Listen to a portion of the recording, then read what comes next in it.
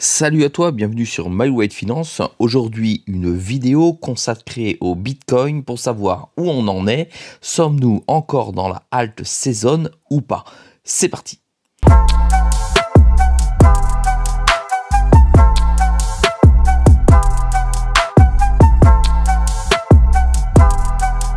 Sois le bienvenu dans cette vidéo. Je te rappelle qu'ici, il n'y a pas de conseil en investissement. Je te montre ce que je fais et comment je le fais. Aujourd'hui, je consacre cette vidéo pour que l'on comprenne si nous sommes encore dans la Bitcoin Season ou dans la Alt Season.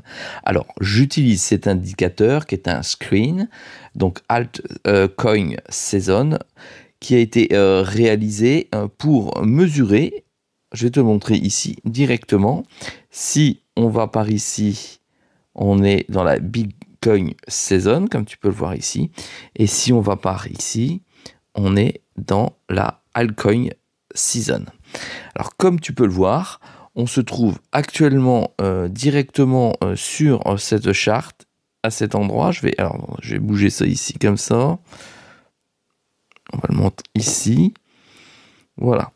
On se trouve actuellement dans une partie, c'est cette partie-là, et on est plutôt, comme tu peux le voir ici, approchant des 40, on va dire entre 40 et 60, puisqu'on est ici exactement, et qu'on retombe, c'est comme si le soufflet était en train de retomber.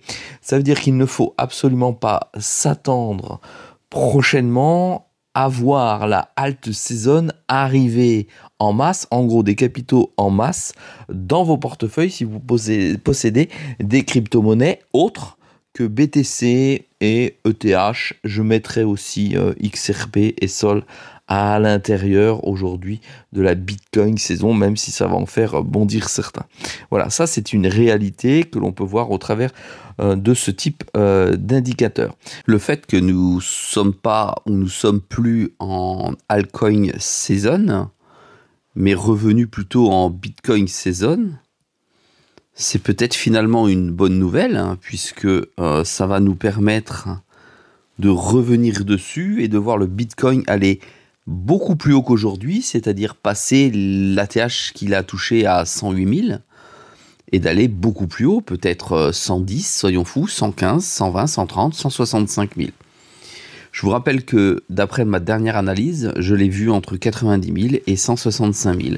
Donc ça serait cohérent d'attendre encore peut-être un peu plus de temps et de faire en sorte que celui-ci, tu vois, il est venu ici une fois, il est redescendu ici, comme on est là à peu près, d'accord? Et entre ici, 2023 et là, le nouveau point d'entrée en alt season, il s'est déroulé moins d'un an. Donc, il s'est déroulé 5-6 mois. Donc, on pourrait imaginer qu'il revienne ici après, dépasser cette ligne pour venir ensuite à des plus hauts que 108 000. Ensuite, je vais te montrer la partie où, en théorie, on gagne de l'argent sur le BTC, que tu puisses bien comprendre, tu vois, c'est ces parties-là que je t'ai déjà montré dans une autre vidéo. Ce sont ces parties-là qui correspondent à finalement le début du halving et qui nous permettent ici d'obtenir, d'accord, le plus de rendement. Et ici, naturellement, nous ne savons pas, car on est dans cette dernière partie qui nous dit, ou qui nous indique, attends, je vais te le remettre ici, qui nous indique clairement que nous sommes dans une partie latente ici, où on ne sait pas où on va pour l'instant. C'est-à-dire que le BTC, pour être très clair, n'a pas fini sa course. Quand tu vois ici qu'il est à 100K sur les petits pointillés ici, tu vois qu'il peut encore aller fortement taper le haut. Ici, c'est une moyenne mobile à 2 ans, avec une valeur de x5 par rapport au mini que l'on a rencontré ici. Ça veut dire qu'on pourrait imaginer, déterminer un objectif pour le BTC selon cet indicateur à 220, 200 $25, ce qui est énorme à mon avis. En tout cas, c'est l'indicateur qui l'indique aujourd'hui. Alors, on va aller reprendre un autre indicateur que tu as déjà vu certainement sur Internet, sur d'autres vidéos, mais on va aller voir de manière dynamique directement. C'est le Rainbow Chart directement. Excusez-moi pour mon anglais, je l'ai mal prononcé naturellement.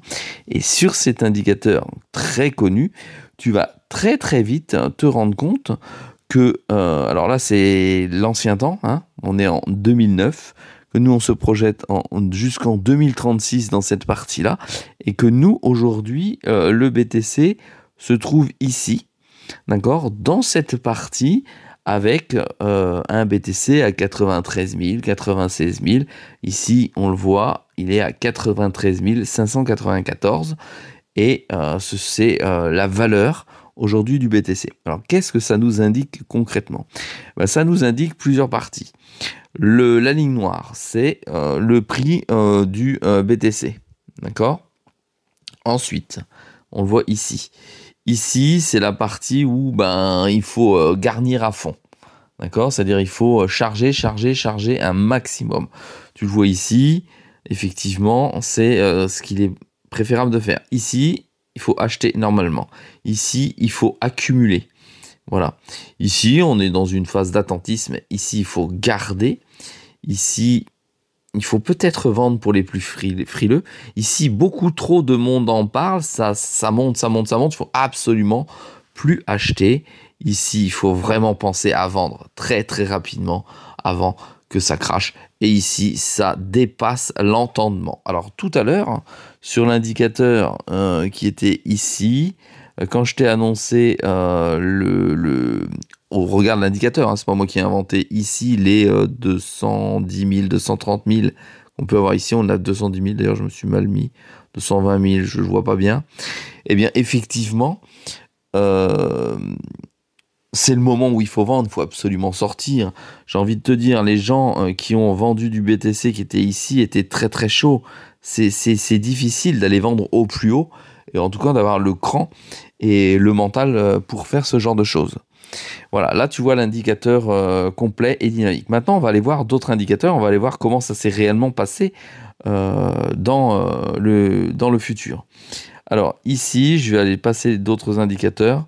On va aller voir les mineurs. Les mineurs, c'est une importance particulière puisque comme le BTC est en proof of work, tu vois que les mineurs gagnent de l'argent uniquement lorsqu'ils minent. Et en fonction de ce qu'ils minent, on va aller voir la difficulté après du minage. En fonction de ce qu'ils minent, eh bien, ils vont gagner plus ou moins d'argent. Tu vois ici concrètement que cette partie-là était regorgée d'une multitude de mineurs et que plus ça va, moins et plus la difficulté est difficile. Tu vois, le rouge, il fait comme ça. D'accord? Ici, on remarque quoi? On remarque que quand on minait ici, les revenus étaient forts. Après halving. Ici, on mine ici. Non, c'est pas propre ce que je te fais. On va le refaire comme ça.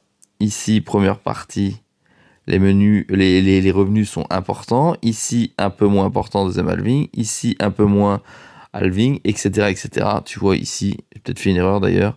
Halving, moins important. Et là, on se trouve dans cette dernière partie. Qu'est-ce que l'on constate aujourd'hui? On constate que le BTC, finalement, lui, s'envole, voilà, en même temps que la difficulté du minage. C'est ce qui fait aussi, notamment, monter le prix. Alors, donc ça veut dire qu'on a deux éléments, la difficulté du minage et finalement l'acceptabilité, l'utilisation par de plus en plus de personnes. Alors, on peut aller voir, pour vérifier tout ça, sur la difficulté, d'accord? Ici, la difficulté que l'on peut avoir à miner. Voilà, la difficulté, c'est l'algorithme qui devient de plus en plus difficile à miner, c'est-à-dire à obtenir la bonne formule, la bonne formule à la fin pour pouvoir bénéficier de la commission qu'est en Satoshi. Voilà. Ensuite, on peut aller voir une autre information importante. On va aller voir les adresses pour que tu comprennes aussi, ça je te l'ai déjà montré. Ici, on a dans ce graphe le nombre d'adresses, on voit le nombre d'adresses qui évolue. Tu vois ici, là, tu as le prix du BTC. Ici, attends, je vais te l'encadrer comme ça va être plus simple. Tu as le prix du BTC ici qui est en jaune, qui monte, d'accord, depuis le 18/8/2010 jusque maintenant, hein, d'accord. Ici, tu as le nombre d'adresses qui possèdent un BTC en rouge. Ça veut dire qu'ici, il y en avait très très peu. Et tu vois qu'ici, finalement, on est arrivé à plus d'1 million d'adresses qui possèdent un BTC. Ça veut dire qu'il y a déjà 1 million de personnes qui possèdent un BTC. C'est énorme, d'accord? Ça veut dire qu'il y a de moins en moins de BTC. Et là, je te montre la même chose avec un graphe où, eh bien, ils possèdent 10 BTC minimum dans leur adresse. C'est énorme puisque tu vois que ça représente 150 000. Et là, pareil, 100 BTC. 18 000 qui ont plus de 100 BTC. Donc, il suffit que tu additionnes plus de 1000 BTC. Plus de 2000 adresses. Voilà.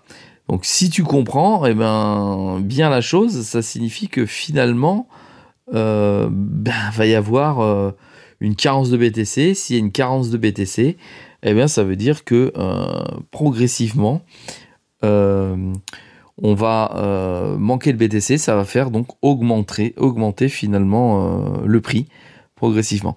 Voilà, je tenais absolument à te montrer dans cette courte analyse les outils que j'utilise sur la chaîne lorsque je souhaite rentrer ou pas sur le BTC. Il faut une analyse on-chain de fond, c'est ce que je viens de te montrer.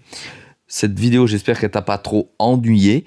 J'espère que tu as appris beaucoup de choses et je te dis à très vite dans une prochaine vidéo. N'oublie pas à continuer à m'encourager avec un pouce bleu et si tu as des questions, n'hésite pas à le poser en commentaire. Je te dis à très vite dans une prochaine vidéo.